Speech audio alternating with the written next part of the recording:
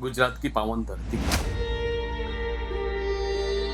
और इस पावन धरती पर एक ऐसा तीर्थ जहां आस्था और श्रद्धा का संगम होता है, यानी मोटा अंबाजी मंदिर।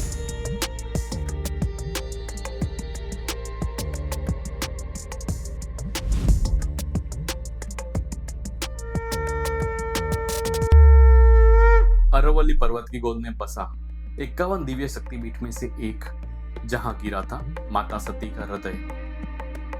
यहाँ देवी की कोई मूर्ति नहीं, मूर्ति रूपी पवित्र श्री यंत्र की आराधना की जाती है। भक्त मानते हैं कि इस यंत्र में मां की शक्ति प्रत्यक्ष विराजमान है।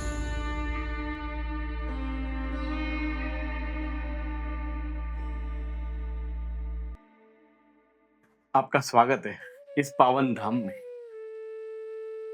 जहां मूर्ति रूपी श्री यंत्र की पूजा की जाती है।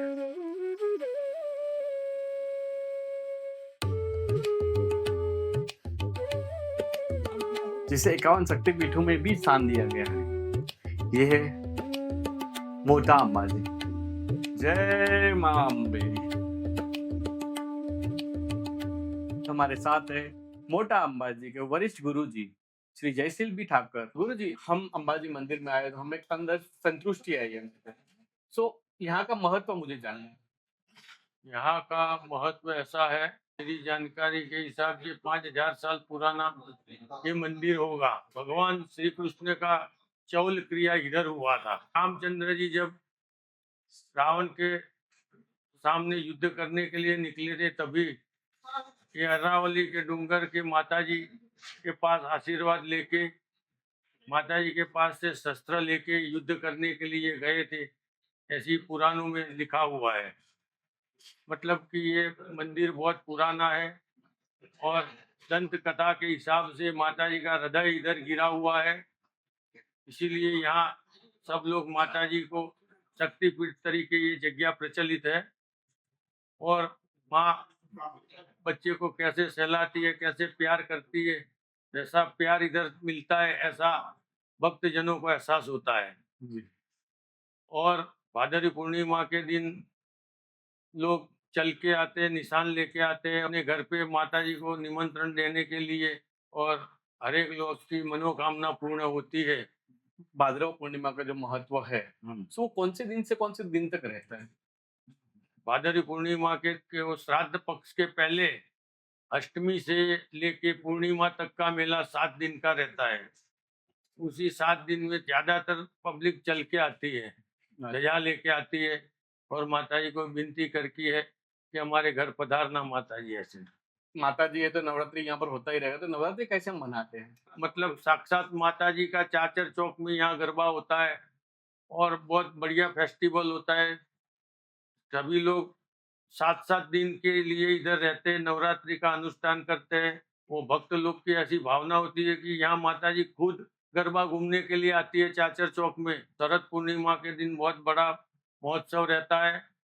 पूर्णिमा के दिन माता जी को दूध पौआ का भोग लगाया जाता है। रात को चंद्रमा का परछाया उसमें निकाल के, और ये प्रसाद जो लेता है उसको शरीर में से जो भी रोग है वो निकल जाता है, ऐसी भावना होती है।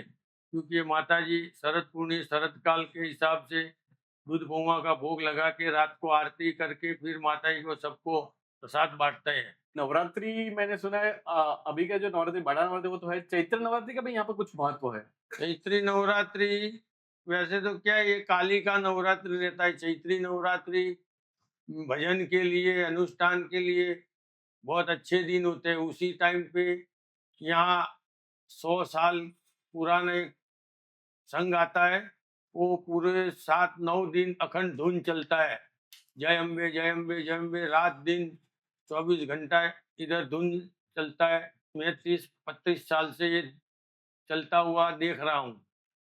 और सब लोग 9 दिन इधर बाहर से आके इधर रहते हैं, धर्मशाला में, गेस्ट हाउस में, जहाँ जैसे जगह मिले वहाँ, और माता जी का भजन करते हैं। गुरु जी, यहाँ पर और क्या क्या फेस्टिवल्स ऐसे होते जो आपको कुछ याद आता हो? कोसी पूर्णिमा के दिन सब लोग आते हैं, वो माता जी का पाठोत्सव का दिन रहता है। साल भर में पब्लिक संडे और सैटरडे फ्राइडे बहुत पब्लिक आती है इधर। वीकेंड में ज्यादा पब्लिक जी, रहती है यहाँ जी। पर और यही हिसाब से चलता है। गुरु जी पौष महीने में जो पूर्णिमा आती है उसका कुछ महत्व है यहाँ पर, उसके बारे में थोड़ा सा हमें बताइए। कोसी पूर्णिमा में क्या है, वो भी एक गुप्त नवरात्रि है। हम्म। वो नवरात्रि अष्टमी के चालू होती है और पूर्णिमा के दिन पूरा होता है, और वो शाकंभरी नवरात्रि बोलते हैं उसको। तो उसमें लिली हरी सब्जी का महत्व ज्यादा रहता है। तो माता जी के लिए सब लोग खेडूत लोग हरी सब्जी और हरी चीज लेके आते हैं माता जी को भोग लगाने के लिए। जी। ये महत्व है पूर्णिमा का। जी। शास्त्री जी यहाँ पर पूजन कैसे होता है देवी का?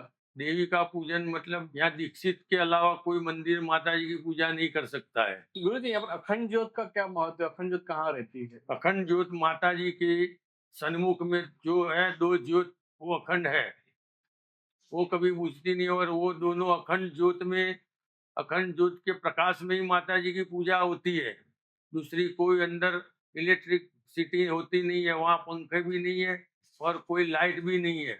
जो अखंड ज्योत है दो माता जी के आजू बाजू में, उसी प्रकाश में ही माता जी की पूजा होती है। यहाँ माता जी स्वयं है, उसका हृदय गिरा है, मतलब माता जी स्वयं इधर प्रकट हुए। हर हर लोग माता जी नए साल के लिए जब जाते हैं, सभी मंदिर में अन्नकूट या 56 भोग रहता है।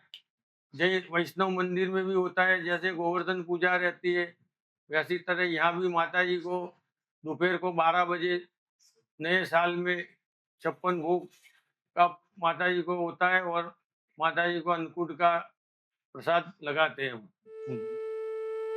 अंबाजी माता के इस भव्य मंदिर से आगे बढ़ते हुए हम निकल पड़े हैं उस स्थान की ओर जिसे माँ की शक्ति का वास्तविक स्रोत माना जाता है। यह गब्बर पर्वत।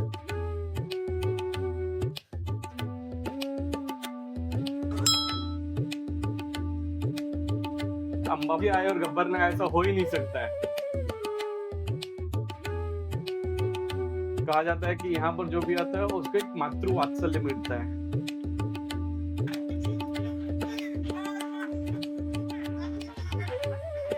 कोई भी कितना भी बड़ा हो छोटा हो, उसको ऐसा लगता है कि वो अपनी माँ के पास आया।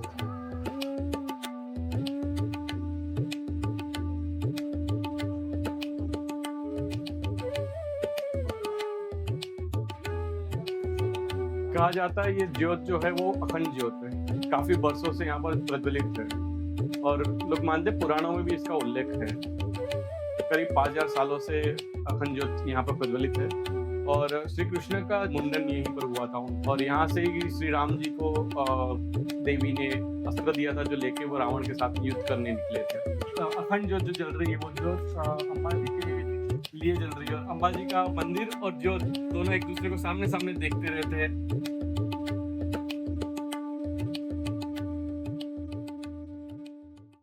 मोटा अंबाजी मंदिर की यह गाथा केवल एक इतिहास ही नहीं बल्कि याद दिलाती है कि सनातन धर्म की शक्ति ही सृष्टि का आधार है।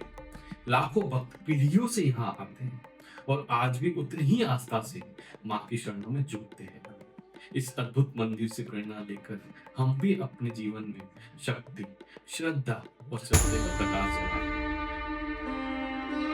जय मां।